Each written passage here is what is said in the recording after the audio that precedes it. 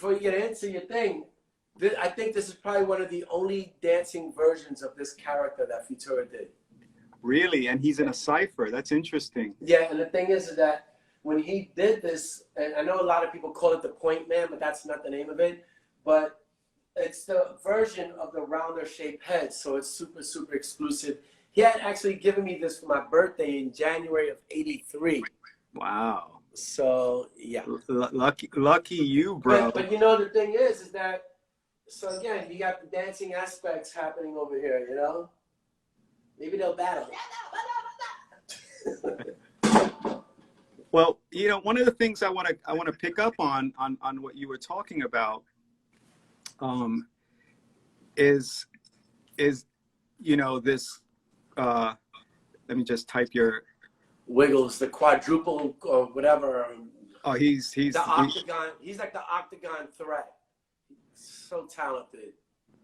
Well, you know, one of the things that has been ongoing in my journey with B-Boys has always been this correlation between the movement of letters and the physical graffiti you mentioned, right? The movement of letters and the body.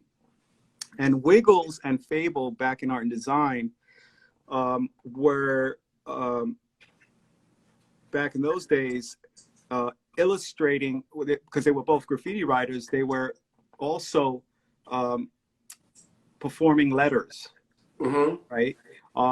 And those, and of course, over the years, the writers always discussed this correlation between dance and movement and arrows and, you know, this whole flow, this idea of flow, but also this aggressiveness. There's a lot of points in connection with that. And I've had long talks with these guys for years about this, which actually helped me develop my work. I often talk about that in terms of that correlation. And Mr. Wiggles, especially as we look at his picture, because he's so prolific at style writing, often talked about that, about the physical graffiti, about the body becoming the alphabet. But also, that's like a Ramelzi thing too. Ramelzi was so like, I don't think anyone did movement of letters like Ramelzi, but you know, when you have a dancer also interpreting his own movement or his own thought process when it comes to dancing, to dance within those letters, it becomes very interesting, because all what that does is it allows you to kind of put yourself into the letter. Yeah. Well, we're looking at 2 series of full alphabets by Mr. Wiggles. Yep. And again, you could see the strut on the left-hand side, there's kind of a bubbly strut. And then there's on the right-hand side, it's more like sharp popping and these hard angles. Yeah. And really, they look like they're dancing. I mean, if we pull up a little closer, I can't get to the T, but I know as I'm looking at this T, I mean, that looks figurative to me. It looks like tuts. Like a tut, exactly. Yeah. And the thing is, like, you got to know you're dancing too to even see that. And that's what's so dope about you, is that you, as much as you are a writer, and I get when you say you're a B-boy because you rolled with us, and shit, you have every right to claim B-boy just because of like your whole style, your flavor, and you know, you are like, it's kind of like me. Would I consider myself a writer? But was I bombing? Hell yeah. I was a straight ink bum, all that stuff, you know? I had my names too. I was getting all up on the 1 lines and shit, and the A trains. So yeah, you know, I was that dude that was doing pieces? Nah. But I could bust out a bubble letter, and I got some hand style. Yeah, and you got up. And so yeah, I got up. Yeah. So again, one of the things, some of these images that I pulled were examples of, you know, how now in this age where young kids are getting so prolific with the spray can, you know, at jams all across the globe, kids are getting loose and integrating. You know, there's again, like back in the day, but even better, you know. And you know, here's the thing with Wiggles. Wiggles is like the hip hop gatekeeper in Rocksteady crew. And I think he's like forcefully has put that on Why Not and everyone else who came in more recently. So even like the kids in Japan, there's this one girl, Rainy, who's in Rocksteady, Japanese girl.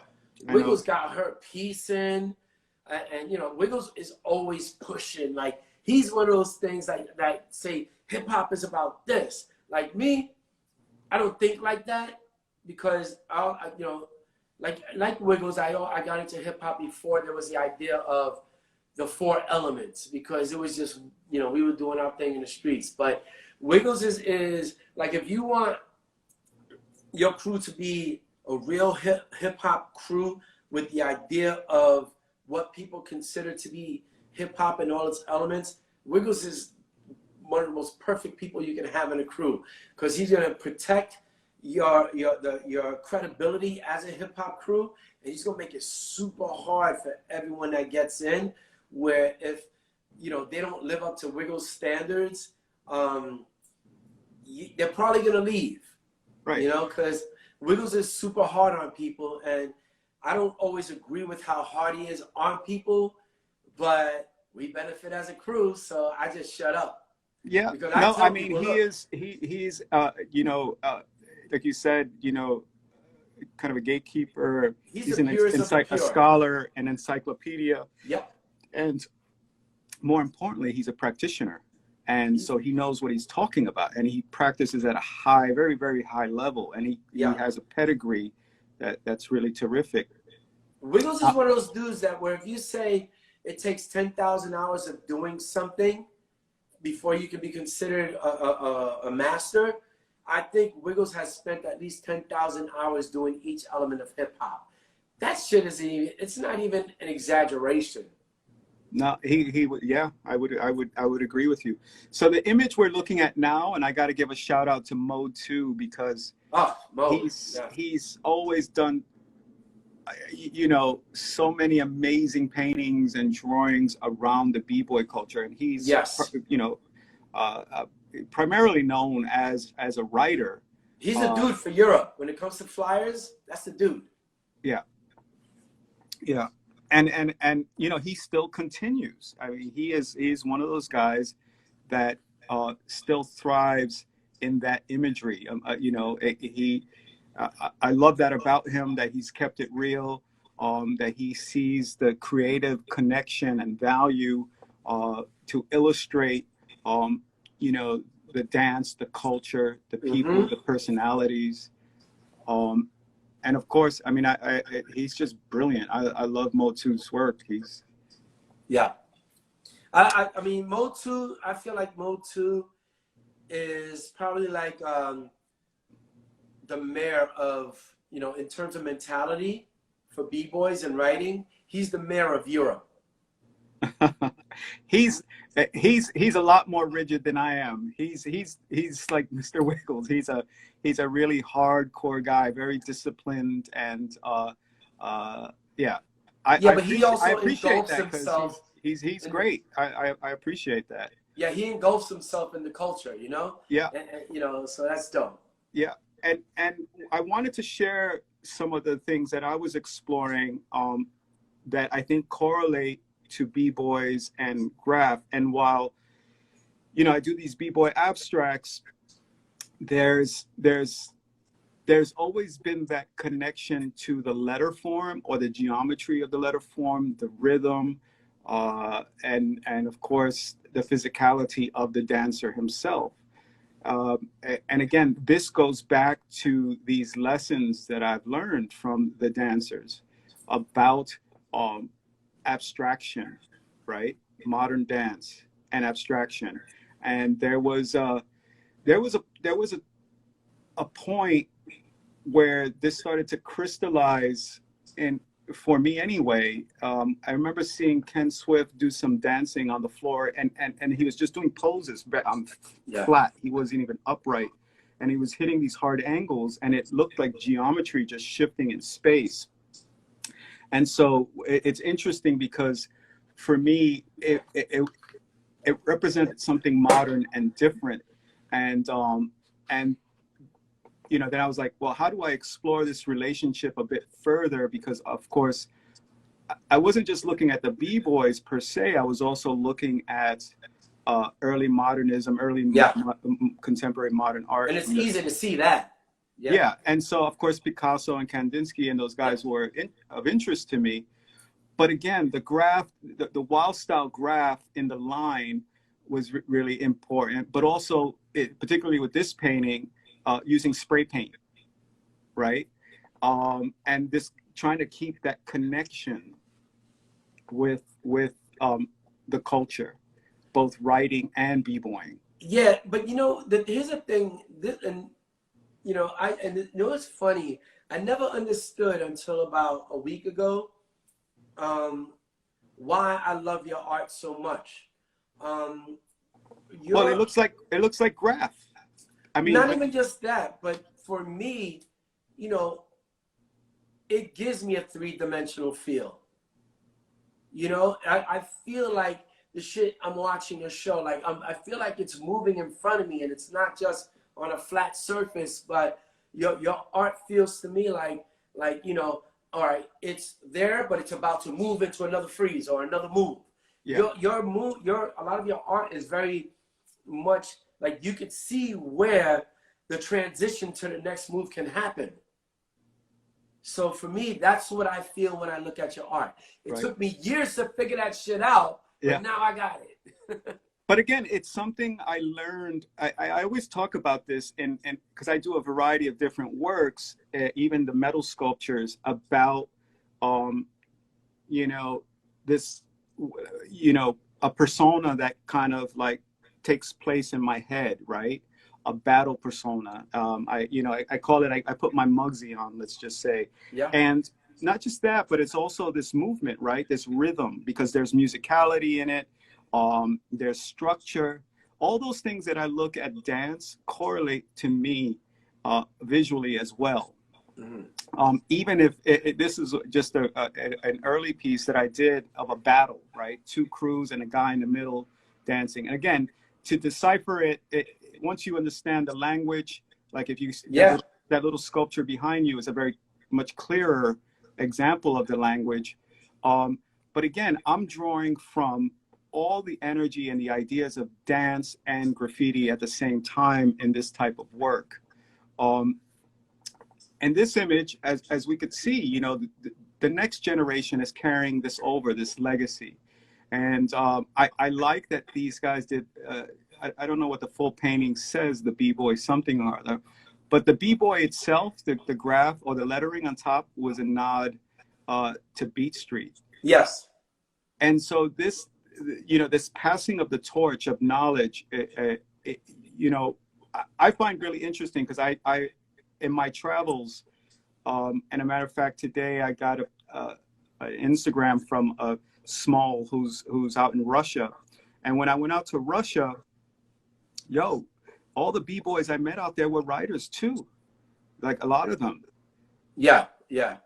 And you know, it's crazy because there are a lot of b-boys who are writers, but it's not, I mean, it's weird because let's say for you, you've gone through phases of lettering. Wiggles has gone through phases of lettering where the letters are completely different from when they first set out. It's not like one, like you know, a lot of writers, sometimes it looks like they're using the same stencil for the same piece, but different colors. And that's why I've always been drawn to like rock stars and CIA and, you know, the diversity of those crews, you know. And I get why my cousin Lenny was so into like Chain 3 in them, you know, him being a b-boy. Huh? Chain 3 was amazing. Yeah, yeah. So, you know, my introduction to hip hop was through graffiti and breaking. So I'm going to clarify something really quick. Thank you, Tech. Tech is in the house. Tech. He's telling me that the painting in the back says B-Boy Factory, and it's painted by Doves, and it was done in Colorado. And in fact, I'm glad Tech is in the house because he is an extraordinary b-boy, but he's also an extraordinary writer, right? He's got tremendous skills right off the top. Mm-hmm. And again, it shows to me that this conversation we're having is such a valid and unique conversation in the space of art and art making, because you don't see that outside of hip hop. You rarely see a studio artist saying, "Oh, let me do a performance piece where I'm dancing." You know, that's unusual. But you know who's really like super skilled at that? Oh God, this guy from Switzerland. Oh man, what's his name? He does he actually does live shows. Why am I drawing a blank right now? He's my dude too. Anyway, this dude. Oh God, I'm gonna get it later. I'm gonna be like hating myself for not figuring out his name. But he does a series of paintings where he's actually painting and breaking at the same time, and it's not just your typical portrayal of it, Well, also look, you have B-Girl Hanifa in London, who's been doing that for years, and that's both her studio practice and also her getting her breaking on. She's been doing that for quite some time and sharing that. Also, you have Kadir over in Amigo, who's also a b-boy and a writer, and translating that into his art. Yeah, I don't know those names, but well, Amigo, from Flying Steps. Oh yeah, definitely. Kadir, I call him Kadir, but yeah. Okay. Oh, okay. So yeah, Amigo rock.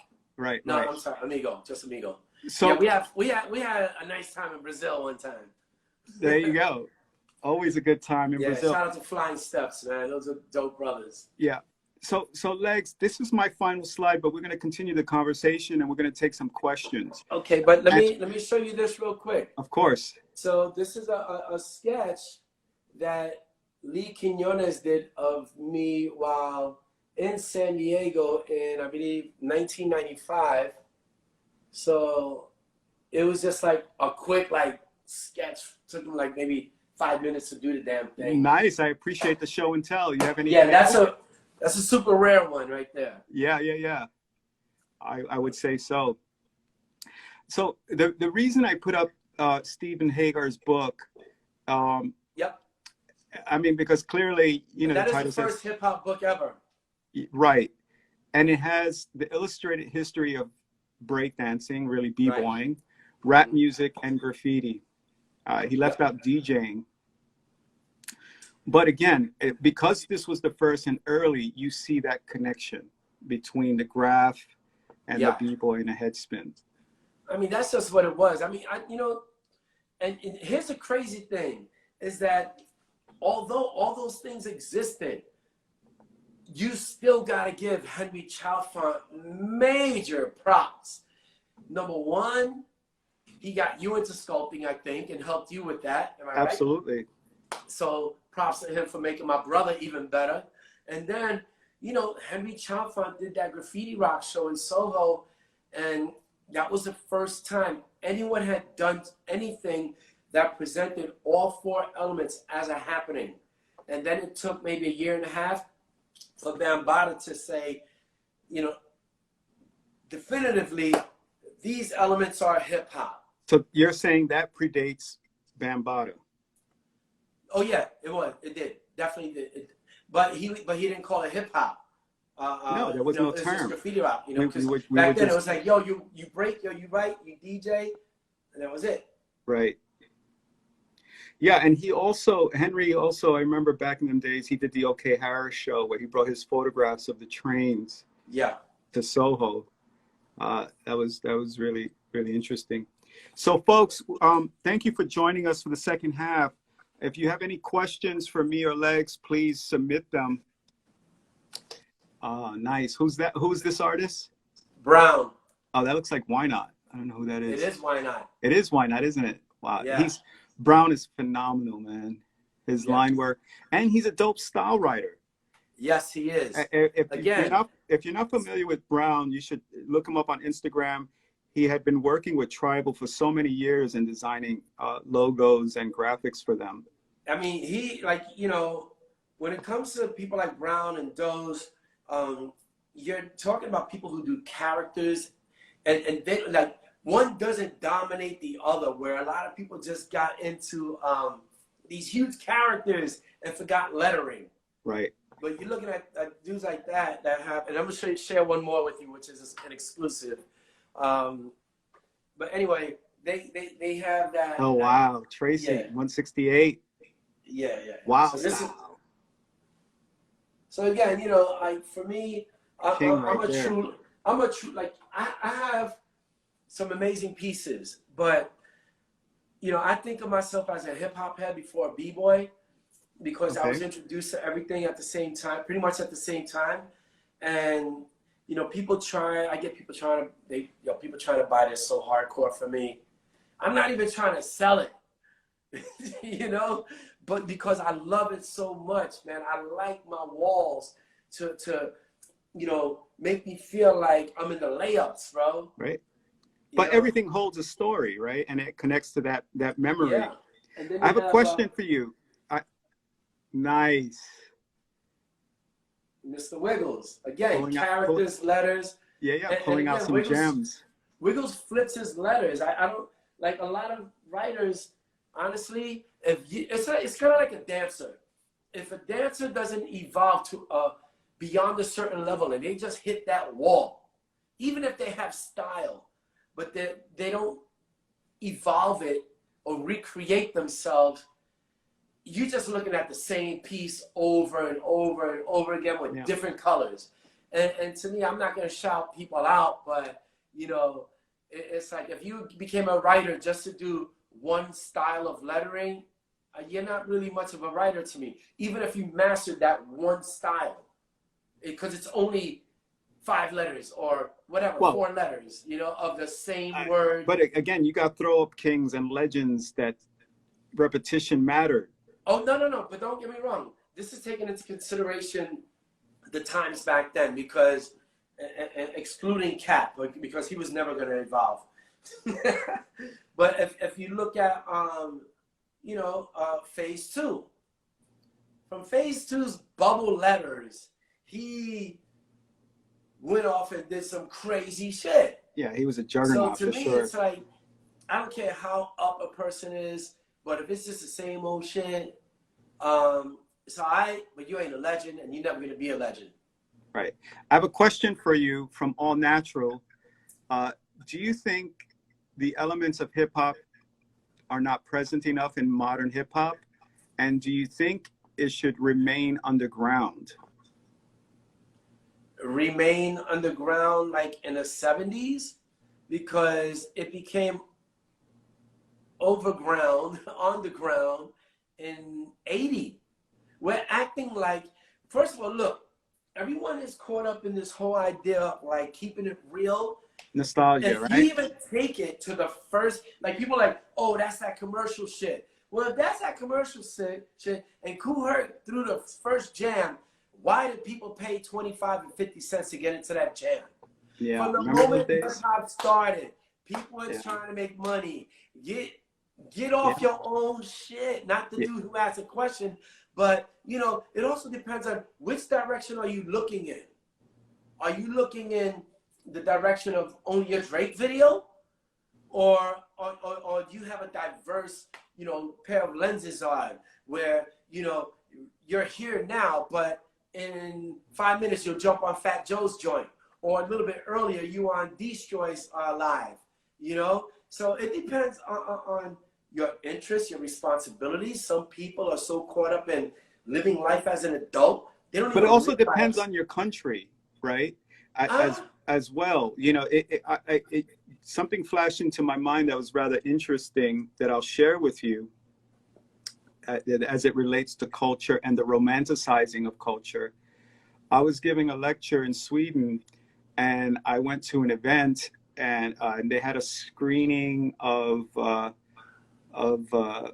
believe, Wild Style. And afterwards, I met this kid, this b-boy. I mean, starched, pressed, dipped, head to toe, official tissue. It was phenomenal, and his swagger and everything. And he comes up to me And first of all, I was so impressed at how crisp and clean he was. He took a And bath that day. um, It's funny because you're saying that, and people may not know, maybe somebody who's just coming here for the first time, that it's like freshly dipped with the shit that we wore back in the days. right. So he had the complete kit, right? The lead, the hard dark leads, and the shell toes and everything. But it was also interesting because the comment he made, you know, if you think about the movie, when you start looking at the conditions of the South Bronx where I grew up and all of this, and he said to me, man, you're so lucky. You're so lucky, you know, you know, about being there. And I said to him, I said, man, I wouldn't wish that on you. I wouldn't wish that life on anyone. You probably would have stuck him up. Yeah, well, it's romanticized, right? But again, take that part away, the struggle, but also that it's the struggle that actually spurred the creativity and the innovation. Unfortunately. And we're in a different kind of space now in terms of how we innovate and how we express our culture and the dance. And again, it's constantly evolving, like writing per se. You know, styles have leapt forward like the tenfold. messaging is important right now too. Yeah, and messaging matters. And I'm taken by how good. And I say this in a kind of a very contained space because both b-boying and graffiti has evolved so much, and it's better than it's ever been on many levels, right? Hell yeah. Yet there is something that is absent, and I saw Focus, and I love Focus for what he does in terms of the education he does online. He's amazing. And he did something recently about crews, and this is a recent one. So if people haven't seen it yet, go to Focus FM. Is that his handle? Yeah. And check out his talks. He's a very thorough and thoughtful man. And again, there is this kind of I don't know.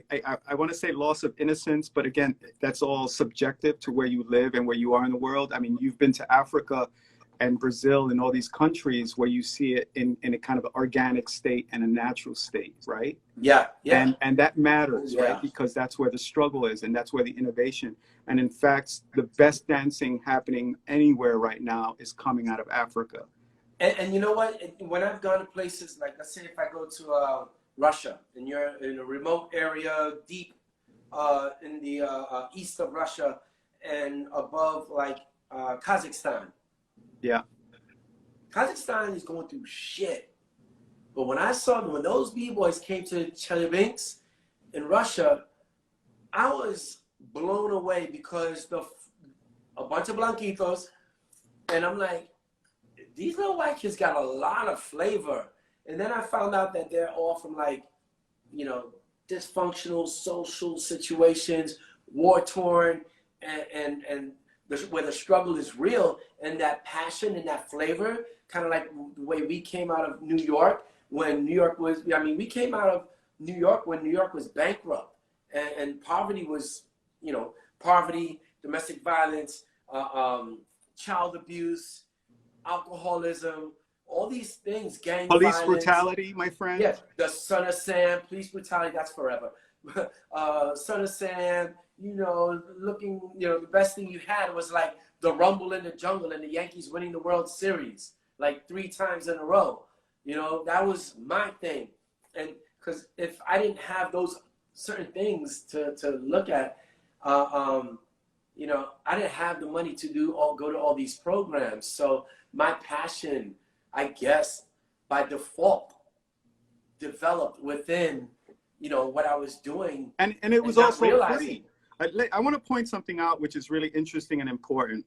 You know, it was free to do this, to dance, but there was also a point where, if not that it was officially illegal, but cops would break up ciphers thinking that it was violent. And we have that was just racism. Well, fine, I can accept that as well. But this one of the things that's, again, as culture develops and has power and influence, there is this kind of like this social love-hate relationship with it. If they can exploit it, they love it. If they can't, they start hating it.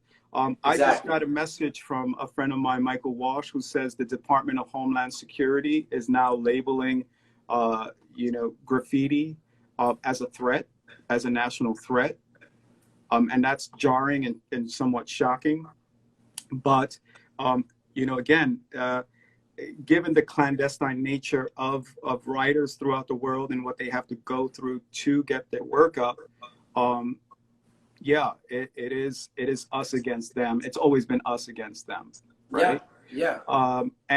But here's the other part, because I want to bring it back to the work that you do and I do and others who do it in the advocacy and education space, that now we have an institution, and we for graffiti here, we have institutions like Flying Steps, who are teaching and advancing the culture, right?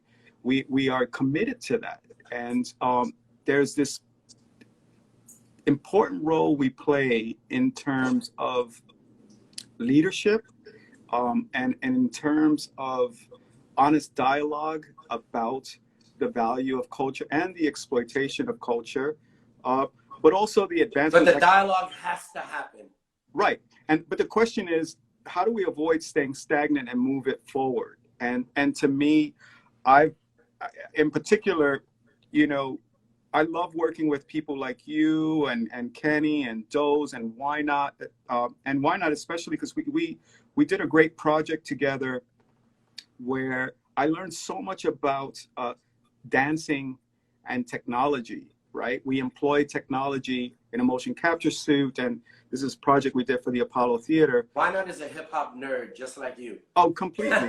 but to me, it was like, okay, how do we advance this forward? And it's something that, has been in place for some time. And of course, Rocksteady Crew was at the forefront of that, of bringing it to theater, to stage, and to film.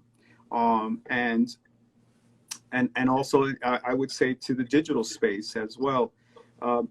And I wonder, and it's not fair to forecast ahead, but we can forecast a little bit because a couple things are happening that are important, right? You are still very much an active man, young, and still physically fit, and carrying this flag and this culture forward. But it's also leapfrogging ahead into a space we weren't quite sure it would ever happen, and that's the Olympics. Yeah. Oh, yeah. The Olympics. That's a whole other. Oh, okay. Let's get into it. So, number one, there are people who have perspectives about organizations, companies, or whatever. A lot of those people want to have an opinion from a distance. And I was kind of, people are trying to drag me into their perspective or their out of context version of what was happening. Where to me, it's like, all right, well, no matter what it is, if you don't like it, you want to protest it or whatever, boycott it, I'm not down with cancel. Cancel is just stupid. Cancel culture is stupid. I don't get it. I'll never get it. And like, unless you're like chopping people's heads off, and doing like the most evilest shit in the world where, people are dying and getting killed, I'm not down with that. But when it comes to the Olympics, if I'm going to protect hip hop, but also push for the furthering of it, as well as, making sure that, as well as understanding that certain things are going to happen with or without us. And you have to choose, You want to be at the table to make your demands and make sure that you at least can be part of the solution that gets it to be the best product possible, but also realizing that that shit is not the end all to the story. Right. There are other platforms. So like I use this analogy. Basketball is in the Olympics, but the Olympics will never be the NBA. So let's not get it twisted. We have things that are there for us on a regular basis. You know, and for me, my perspective with the Olympics is just in good faith, because I have to keep in mind that I'm not going to be the one battling. It's going to be young kids. So whose dreams are you going to be shitting on by canceling something just because you're not part of it, or you're phased out, or you phased yourself out for maybe good reason, you know? So I have to be careful with how I go against that. So my thing is, all right, what's my plan? Protect the history of hip hop. Make sure that there's a program that protects our history and the integrity of that history. Number two, a proper judging system. Number that's a three, tough one. Yeah, an ambassadorship program that creates a path for people who come from the same kinds of communities that you and I come from, because that's where all the flavor, well, the predominant flavor is in those areas of struggle. Pause for a second, because the Olympics is not about flavor, it's about technique, right? And it's about very subjective judgment of an execution. And again, it's a litany of things that are debatable.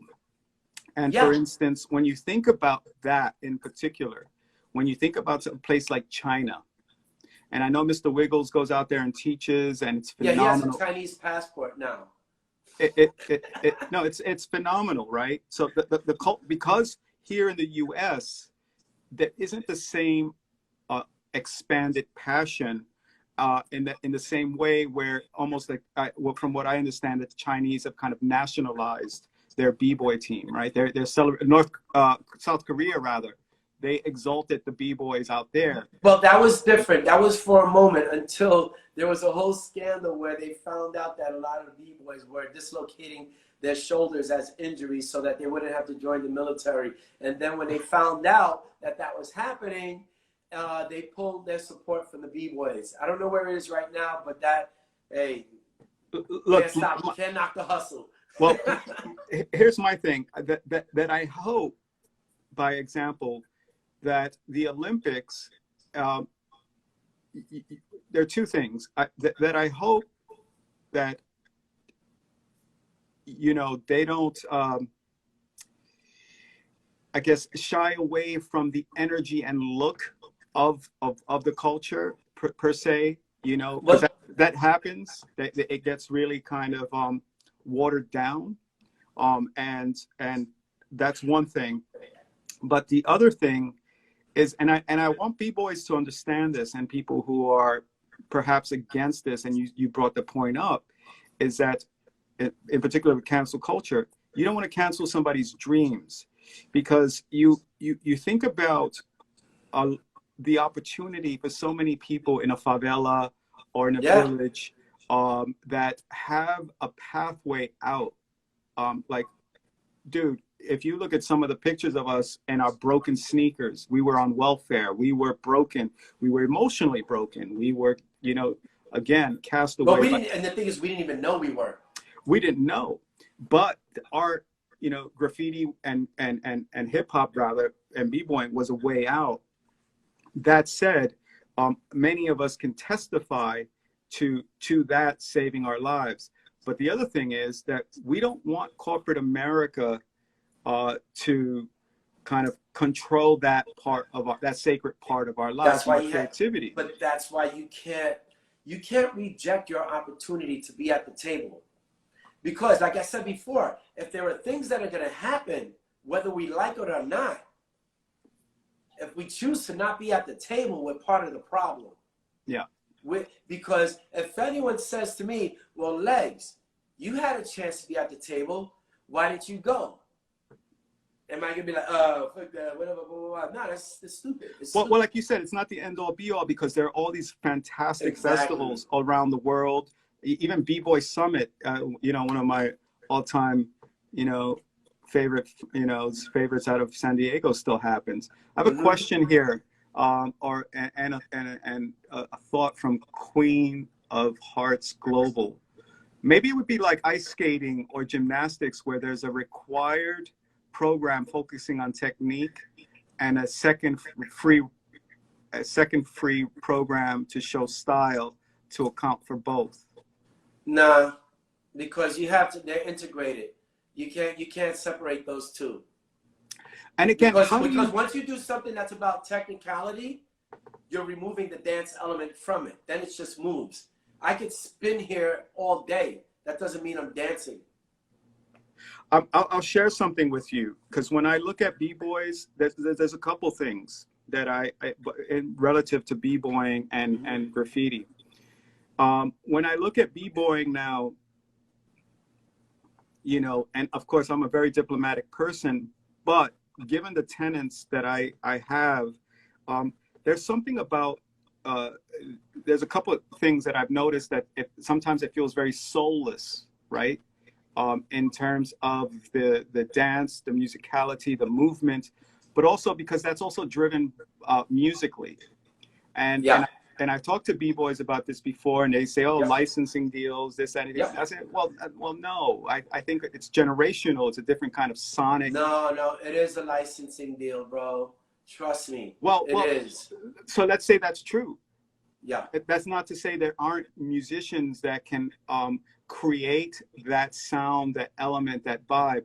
Again, there's something that's very cold and static about it, and somewhat isn't really kind of firing up the engines in the same way. Think, look, with everything that's going on right now, the pain that everyone's going through, whether it be about police brutality or COVID, I mean, Pain puts out some dope ass music. Maybe we'll get some funky shit now.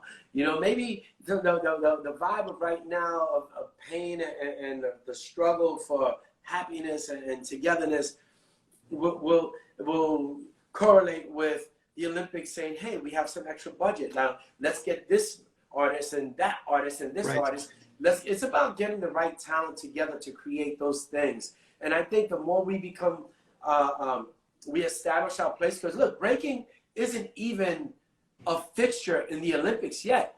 Breaking still has to earn its keep. Once you get there, you have to be worth your weight. Now, in the Youth Olympics a couple of years ago, we did that. That was a testing ground. When we did the Youth Olympics and I was judging there, that was to see what the power of breaking had. Now, 3-on-3 basketball was also part of that. Now, basketball's king. Yeah. Our analytics, everything was higher than basketball. Amazing. And, you know, I think, look, we have 4 years to figure out what's going to happen with the Olympics. I'm going to go hard when it comes to, like, if I see, like, we're 2 years into this, like by 2022, if I feel like, all right, well, this isn't going in the right way, I'm going to push harder. But I got to let everybody who's at the table throw in whatever they have to throw in. And I throw mine in. And then, you know, and I'm not even fully at the table yet. There's a path for me to get there. You know what interests me about this thread is that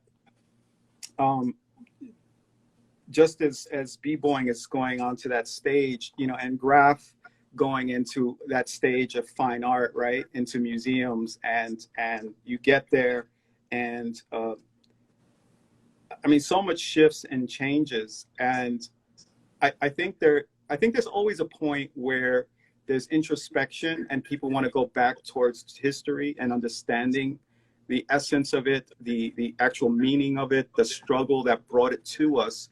And here now that we are at a struggle with COVID,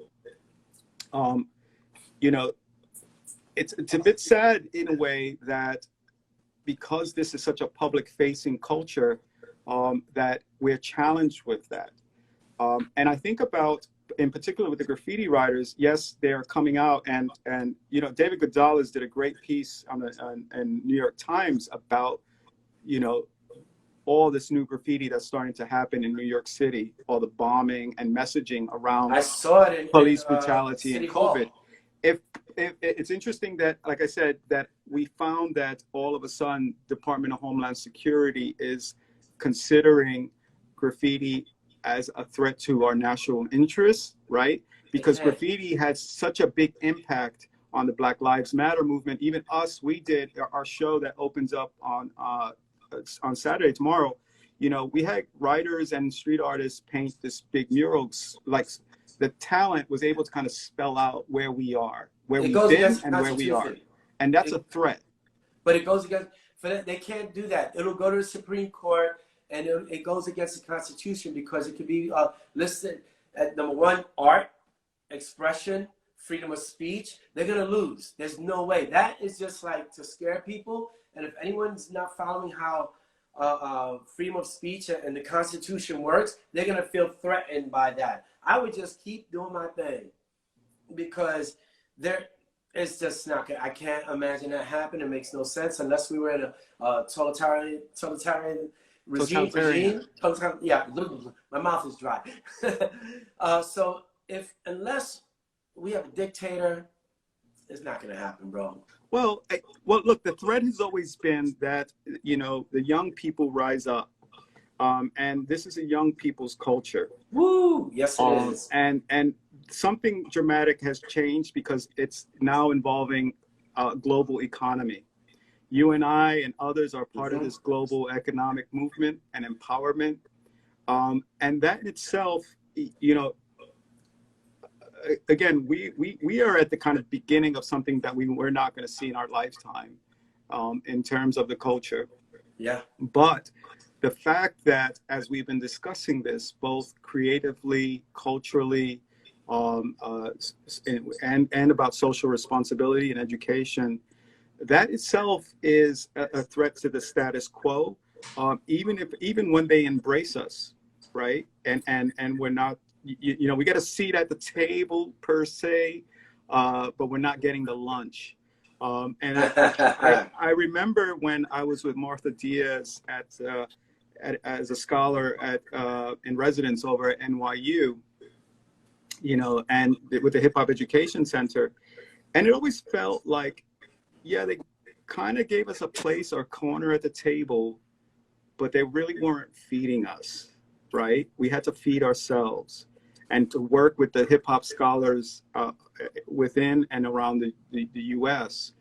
And it always has kind of resonated with me that we have to create our own institutions, academic institutions, especially now online, right? We have this community, this engagement online, which is important. You're always online. Wiggles is always online. Focus is online, and many others. Yeah. And that the new norm, perhaps, is a different. Well, maybe not different. It is what it is at the moment. It's about empowerment, bro. And it's also about infiltration, proper infiltration. Sometimes you got to play the game to get the seat at the table, and then, you know, figure out your power and how to attain the power once you're at the table. Look, right now, you know, I'm part owner of Rock the Bells now. And, you know, I was invited to be part owner of that. But we're also utilizing, all right, so this is what I'm doing. This, to your point, I have a book that's coming out in 2021. I have this deal with Rock the Bells.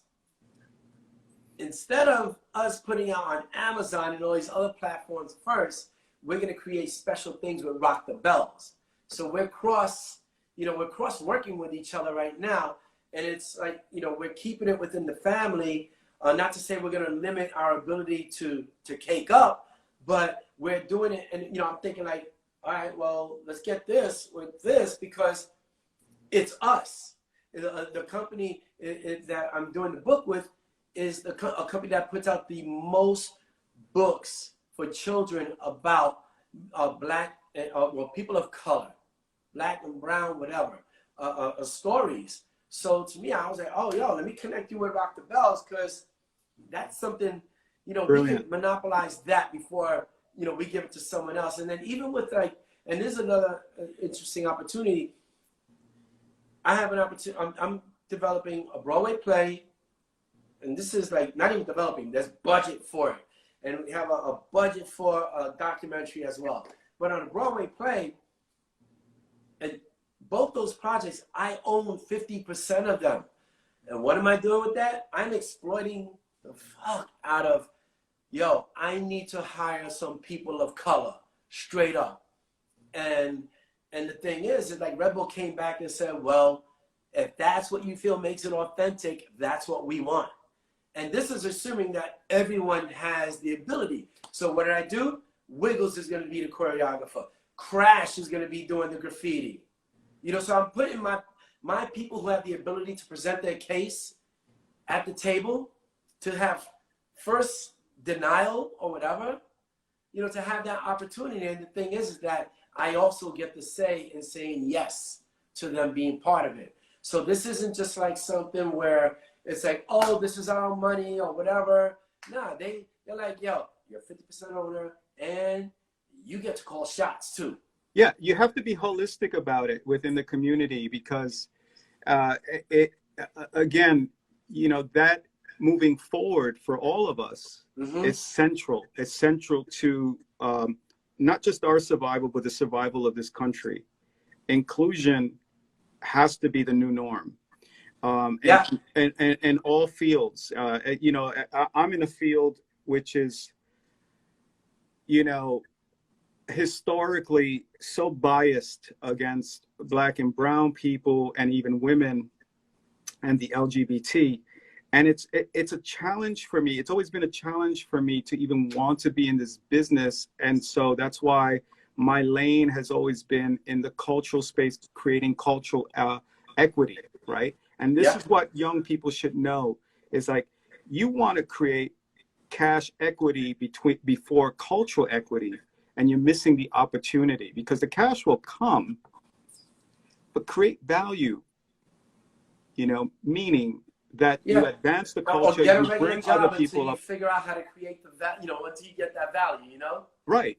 And that's super important. And that, because at the end of the day, when you get something like a pandemic, where are these institutions, right? Where are these collectors? Where are these venues? And they're not here, right? Yeah. We have each other now, right? We have to look inward into each other and take those opportunities to create cultural equity, like I'm doing here with all these talks, right? Yeah.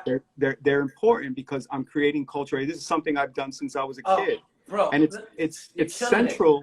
It's central both to the creative process in my world, but also to all of you out there, and you included, and because it's reciprocal, and it's not exchanging cash. The money doesn't actually matter at this point, right? I mean, at some point it does. It does. You know, but right you now, can't, but again, but I get what you're saying, because like for me, this is what I think when I think of you and what you're doing. By the time the museum opens again, it's gonna be so off the hook. And it's going to have even more credibility than it had before. You're giving it the soul and the substance that it needs. You know, it's almost like it's gaining wisdom and it's gaining like a true foundation outside of like grand opening of a graffiti museum. No, what you're doing with these talks is you're empowering other people, you're empowering yourself, and you're empowering the museum. And it also brings us into a world where, okay, yeah, you know what? MoMA's dope, but that shit was made for me. You know, Museum of Graffiti was made for me. A little interesting, and I still support MoMA. Right at that point, which is interesting because I'm gonna release a drawing edition from a piece that is in MoMA. MoMA acquired 2 of my pieces, and it was very interesting because as a young man, I was always fascinated with this idea of getting in, right? And getting in and being a part of that conversation. And so when I found out, it felt like something after the fact, because I was just like, it didn't really sink in as, neither here nor there. I was like, yo, you know what? The representation, a bigger representation is needed, if not for me, for the culture. And I think that's where, when I was invited to come to the museum, it's a fit historically for me, for all the things that I've done and think about, and my peers. But also, this too is kind of a first step, and people are starting to kind of see that, wait, we can do this ourselves, right? That this was kind of this was created for us, by us, and that, as we see, now in the Bronx, the Universal Hip Hop Museum, those guys have been grinding for years to get that thing done. Yeah. And it's finally going to come to fruition, right? Yeah. And again, there is kind of this message that's really rising to the top, that we ourselves can have a stake and create these spaces.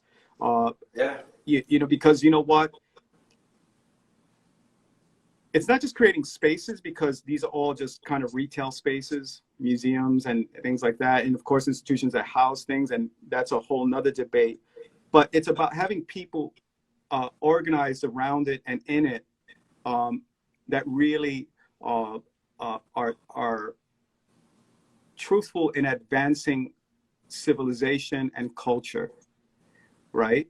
At the end of the day, I hope that in part, my legacy and your legacy is remembered as we advance culture and society. Yeah. And yes, by the way, we did these things. Yeah, and the one thing is that we also need to figure out what we're doing with our archives. So, oh yes, when I handed over my archives to Cornell, most of my archives to Cornell University, my thinking was, number one, growing up as a Puerto Rican, New York, whatever, I don't have the data on my family history, but I also want to make sure that my son knows the history, and I also want to make sure that our people know the history about our contribution. Right. So I cried, but I gave it up. Yeah, I get it. We have 1 minute left, and I appreciate you saying that, because I'm also committed to that with Cornell University, about giving my archives a bunch of stuff to them, and I have. But Legs, I really, really want to thank you for spending all this time with us. I love you, my brother. And, on behalf of the Museum of Graffiti, our staff, our mission, thank you. Yeah, our fans out there that hung in there with us, thank you as well. The floor is yours for the final shout out. You've got a minute. Follow Puerto Rock Steady. Follow Rock the Bells.